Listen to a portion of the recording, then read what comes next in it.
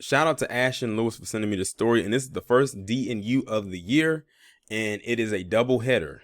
So in this picture, you see two people by the name of Patric Ferguson. He is on the left, and Joshua Rogers, who is on the right. And Patric Ferguson is actually a cop. So basically what happened with these two is that there was a kidnapping slash murder, a murder kidnapping, however you want to frame it. And these two were involved. Now, Patric Ferguson, the cop, was the one who did the murder and the kidnapping, and Joshua Rogers was basically aiding in it. So I'm going to go ahead and get into this story. A 29-year-old Memphis cop has been charged for kidnapping and fatally shooting a 30-year-old man who was reported as missing while on duty. Officer Patric Ferguson allegedly used his .357 Taurus personal revolver to force Robert Howard into the back of his squad car before fatally shooting him and disposing of the body with the help of Joshua Rogers, age 28, who has been charged as an accessory to murder. Memphis police said in a statement that they received a missing persons call January 6th at 8:30 p.m. from Howard's girlfriend, who said he was last seen at around 5 p.m. Tuesday. The girlfriend used an app to track down Howard's cell phone, which she retrieved, but Howard was not there. Police say their own internal investigation led them to Ferguson, who reportedly encountered Howard outside a home and forced him into the squad car. He then drove several blocks away, where he allegedly shot and killed Howard before working with Rogers to temporarily store the body. Surveillance video from a nearby establishment reportedly shows Ferguson shooting into the back of his squad car. According to an affidavit reported in local media outlets while on duty, Ferguson used his cell phone to search cleaning up crime scenes and how to destroy DNA evidence. He allegedly also brought cinder blocks, chains, and padlocks with the intent to hide the body. Before I go any further, this sounds very personal. It sounds like he or they knew the man that they killed. And I say they because he's an accessory, so he has just as much blame in this as the one who actually did the killing. But it sounds personal. Like they said he kidnapped him, threw him back in the car, shot him right there in the car, probably in the head. And then he looked up how to get rid of the body, how to get rid of DNA, and look at the tools that he used. Cinder blocks, chains, and padlocks. Like, to do all of that, that's why I said I feel like it was personal. It almost feels like it was a hit.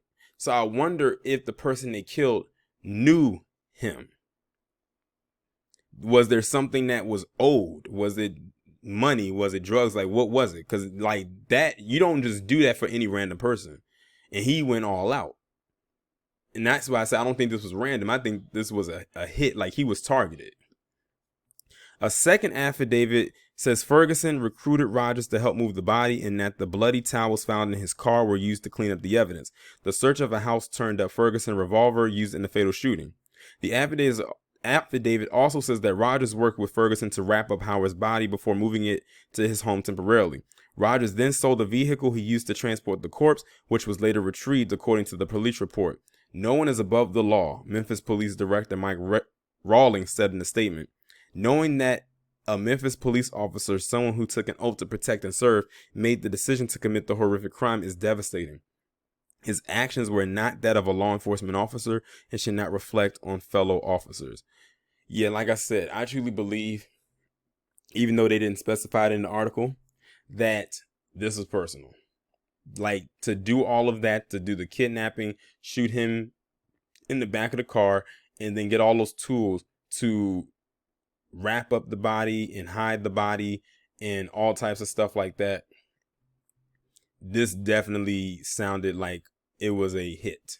This was not random. I almost assume that he knew him, or and vice versa. And the guy who helped him probably knew him as well. Well, I hope that they both get exactly what they deserve. I send my condolences out, however, to the family of this man and, to his girlfriend. That has to be one of the most devastating things you can hear, is that your loved one is missing. And then the only thing that you found when you track them is their cell phone. At that point, now you start to get shaken up and really scared, especially if you're a person that always has your phone on you at all times. And then the only thing you find is their phone, but not them.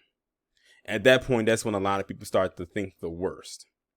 But yeah, Y'all let me know what y'all think about this down in the comments. Like, share, subscribe to receive notifications from me. Make sure that you text the number that is pinned down in the comments to get all notifications. And I will talk to you in the next one.